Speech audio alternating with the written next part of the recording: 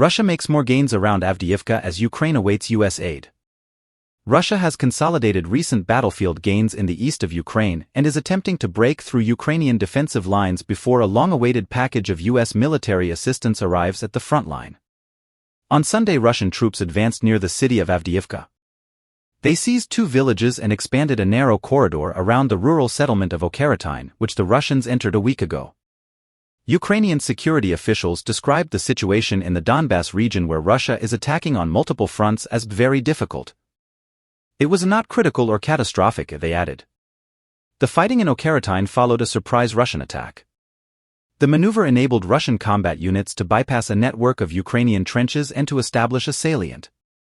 They have since overrun neighboring hamlets Solovyov and Novokalinov and are attempting to push farther west. Ukraine's Eastern Command said its forces controlled 2/3 of Kherson, where there was fierce fighting. Russia seized Avdiivka in February after Ukrainian troops withdrew. Moscow's forces have been advancing ever since. Northwest of Avdiivka, Russian brigades have come within about 18 miles, 30 kilometers, of the city of Pokrovsk, a Ukrainian military hub. Farther north, they are assaulting the town of Chasivyar, near Bakhmut, using airdropped glide bombs to pound Ukrainian positions. Right now things are not critical or catastrophic.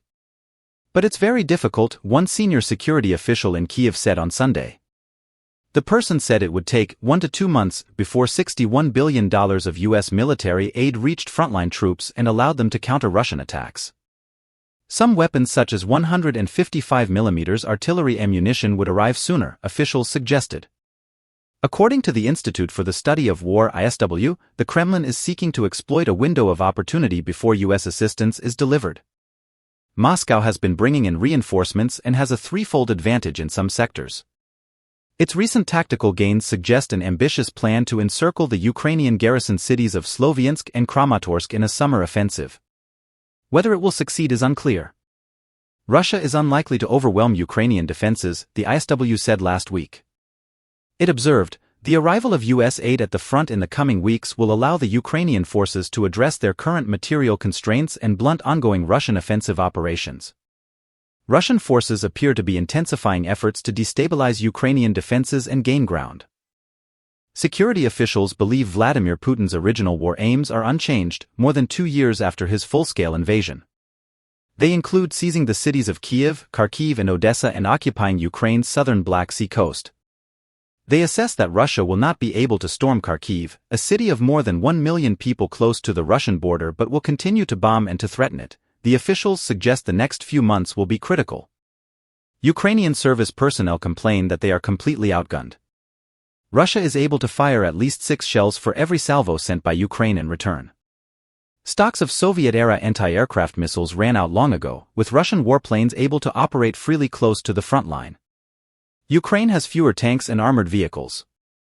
In recent months, Moscow has repeatedly targeted Ukrainian infrastructure. A missile attack on Saturday hammered power facilities in central and western Ukraine.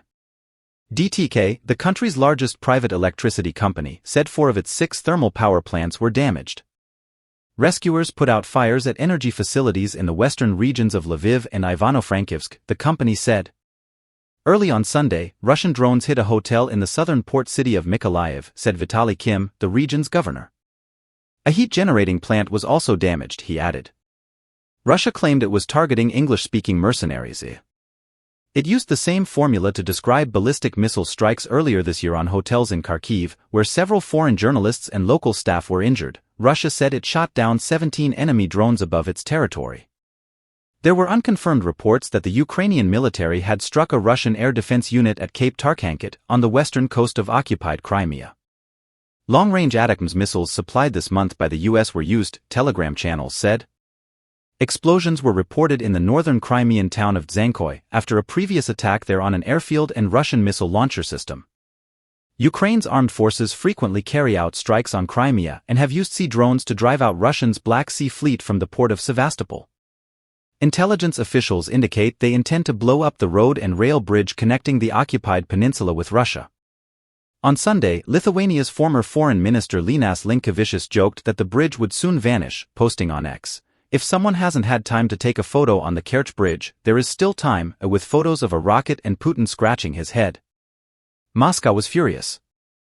Dmitry Polyansky, Russia's representative to the UN, called Linkevicius an obedient Baltic slave of the USA. The Russian diplomat said the former minister, now Lithuania's ambassador to Sweden, would regret his words on Judgment Day.